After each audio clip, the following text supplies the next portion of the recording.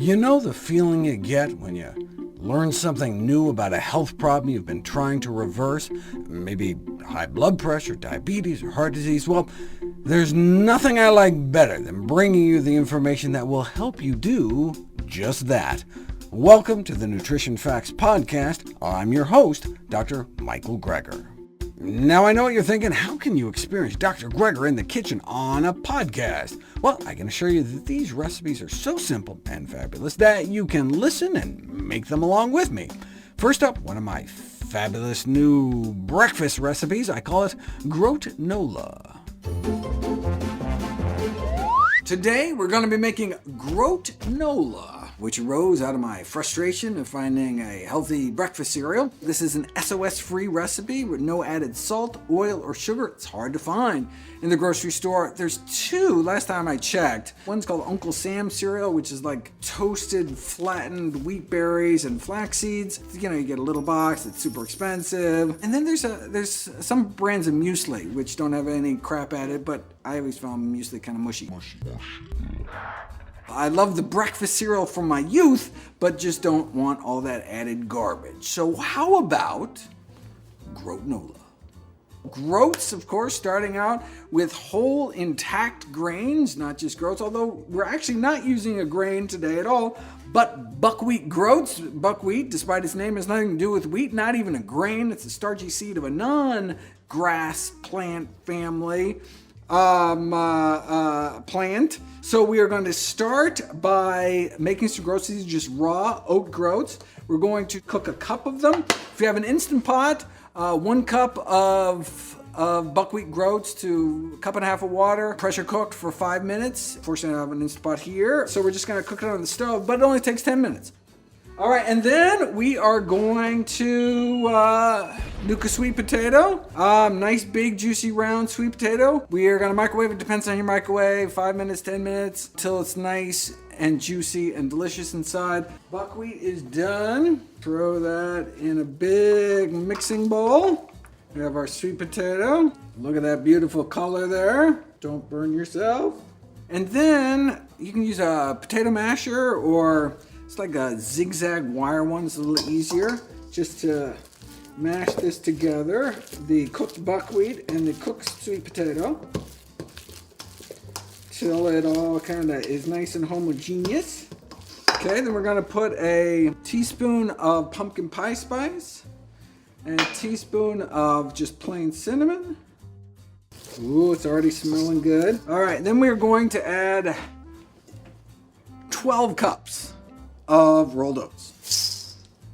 If you like big chunks, you can add less of the rolled oats. And if you like it more like little crunchy bits, you can add more. Now, if you have dogs at home, what I would do is wait to put the spices in till the end.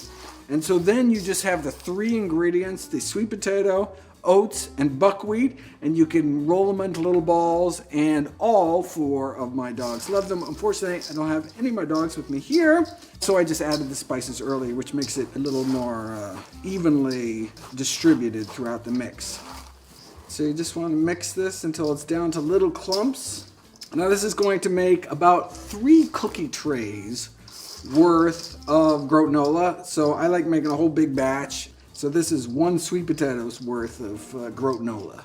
I'm going to take a cookie tray and put about 1/3 of it in there. And basically you want kind of a single layer. Just kind of smush it down. That's pretty good. And then put it in the oven at a low temperature, 250 degrees Fahrenheit, for 2.5 hours. If you have a convection setting, get some air circulating, that's even better, but optional. Let me put that in, and I have a tray that's already done. All right, here's the finished batch. As you can see, it's all light, crispy, medium chunky. It has the sweetness from the sweet potato, has the intact groats from the buckwheat, oat goodness, and then do whatever you want to do in terms of granola. You can put it on a smoothie bowl, sprinkle it on some, frozen banana soft serve ice cream that you make in a blender or something. I just treat it like regular breakfast cereal. I have groatnola base with some berries, some pumpkin seeds, some walnuts, and then some cocoa powder just because I like everything chocolatey. Put some unsweetened soy milk on there, and you are good to go. And this, you'll have weeks of groatnola to enjoy. In our next story, I whip up some matcha ice cream. It's super duper easy and delicious. Matcha is powdered green tea leaves. What's so great about green tea? Its consumption is associated with lower rates of heart attack, strokes, and premature death, proven in randomized controlled trials to prevent precancerous colon polyps from developing and precancerous prostate lesions from turning into full-blown cancer, and so antiviral. There's an FDA-approved green tea compound ointment used to reverse warts caused by the HPV virus. That's why in my daily dozen checklist, it is one of the healthiest beverages, along with water and hibiscus tea.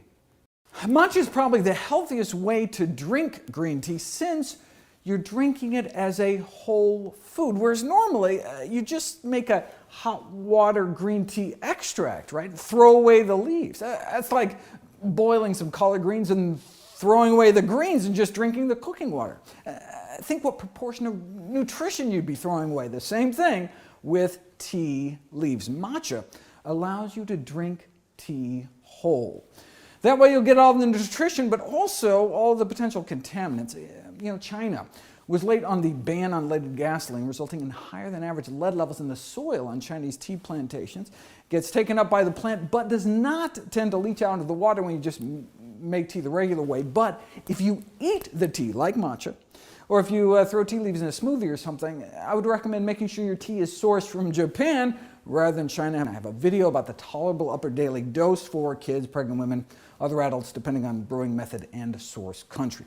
All right, now this stuff I have here is from Japan, so that's not a problem. The problem, however, with any matcha tea is the taste. Matcha has a strong, grassy, earthy, mossy flavor, so I figured, why not put it into ice cream? It could be the spoonful of sugar that helps the medicine go down. Of course, traditional ice cream has way more than a spoonful of sugar, not to mention the saturated butterfat and the dairy proteins actually can interfere with some of the beneficial effects of the green tea compound. So, how about making a healthy matcha ice cream comprised entirely of whole foods? Just 2 whole foods to be exact. Take 2 frozen super ripe bananas and put them in a food processor or blender alongside with a half teaspoon of the matcha tea. Now, more if you can stand it, but it's pretty strong stuff. So why don't we start there and blend it up.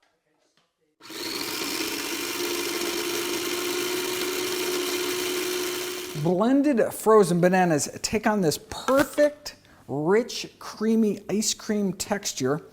Now, the riper, the better. You want lots of little brown spots on there.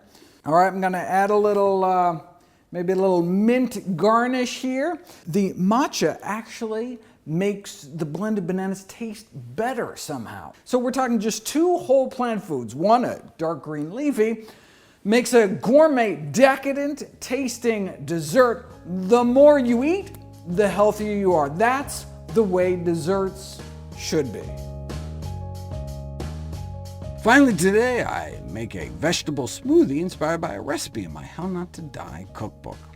The idea for this came out of my research into nitrate-rich vegetables like beetroot and spinach, shown to improve both oxygen delivery to our tissues by opening up blood vessels and, amazingly, oxygen efficiency, boosting the amount of power we can extract from each breath.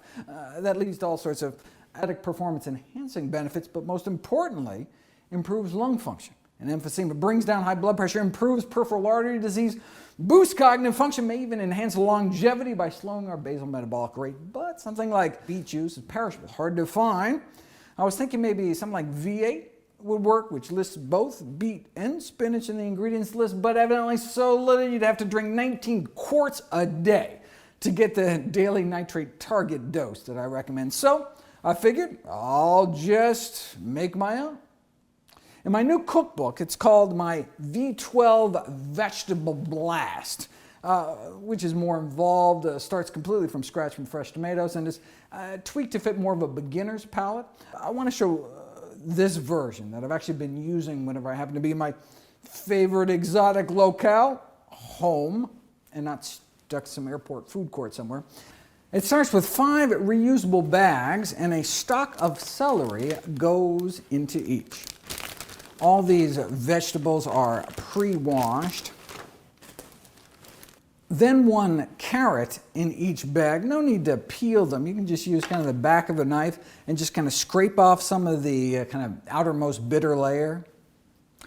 Then a half of a red, orange, or yellow bell pepper in each. What do you do with the half you have left over? Dip in some hummus, of course. Next, 1 scallion each with the frilly little tips cut off. Then 1/5 of a small beet in each. Any more, it tastes really beety. And then 1/5 of a raw jalapeno pepper, which is totally optional, but I love things spicy. 1/4 inch of fresh turmeric root in each. If you can't find it fresh locally, get it on eBay. Serious. Kind of looks like a little turd, but then you snap it open and the color inside is just gorgeous. Then saving the best for last, the healthiest food on the planet, greens. Now, as you probably guessed, what I'm doing is pre-prepping 5 days of smoothies here to make it as convenient as possible to eat as healthfully as possible. And so, even though something like arugula has even more nitrates, in fact, I think the most nitrate-packed food there is, and I think is even tastier, there's no way it would last 5 days. It starts to turn yellow, gets slimy. So what I've been using is really hardy greens like kale and curly parsley. Plus, kale has something spinach doesn't have. It's cruciferous. So I'm going to put a cup of each one in each bag.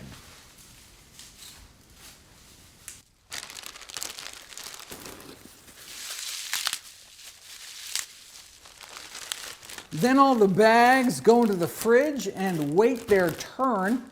Then when you're ready to rock and roll, here's what you do. In a high-speed blender, pour 1 cup of a no salt added vegetable juice blend or no salt added tomato juice. Then 1 cup of ice cubes, an 1/8 teaspoon of freshly ground pepper, then a 1/2 teaspoon of horseradish. Now I'm actually using prepared horseradish here. But I'm realizing you could probably grate it yourself, actually get horseradish root. I've never actually tried fresh, or you could actually chop up little pieces and put them in all the bags. If anyone tries that, let me know how it comes out. And then finally, the juice from 1/2 of a lemon. For a bonus, you can actually zest that lemon, then cut and juice that 1/2 and save the other 1/2 for tomorrow. And that's all you have to do day to day, right? So just a couple minutes. And this last step is to just throw in, one of your bags of veggies. Now, to save even more time, what you can actually do is kind of pre-prepare all those wet ingredients where, so this is about 4 cups. So you could juice 2 lemons into here, 2 teaspoons of the horseradish, add enough of the black pepper. So then there's really only 3 steps every day. A cup of the juice mixture, a cup of ice, and then 1 of the bags of veggies. And then you're all set for the day. Okay, final step is to just blend for 10 burpees.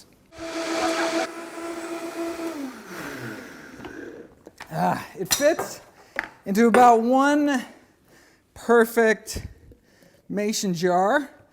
Yep, look at that. Then you pop in a reusable straw and cold, refreshing, zesty. Woo, zesty. And think what's in this thing, right? It's just all vegetables. It's like a mountain of nutrition, right? It's hard to imagine a healthier beverage. We would love it if you could share with us your stories about reinventing your health through evidence-based nutrition. Go to NutritionFacts.org/testimonials. We may share it on social media to help inspire others.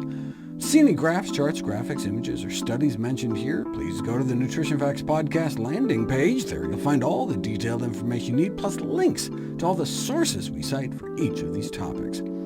My last 2 books are How to Survive a Pandemic and the How Not to Diet cookbook. Stay tuned for December 5th, 2023 for the launch of my new one, How Not to Age. And, of course, all the proceeds I receive from the sales of all my books goes directly to charity. NutritionFacts.org is a non-profit, science-based public service where you can sign up for free daily updates on the latest in nutrition research via bite-sized videos and articles. Everything on the website is free. There are no ads, no corporate sponsorships, no kickbacks, strictly non-commercial, not selling anything. I just put it up as a public service, as a labor of love, as a tribute to my grandmother, whose own life was saved with evidence-based nutrition.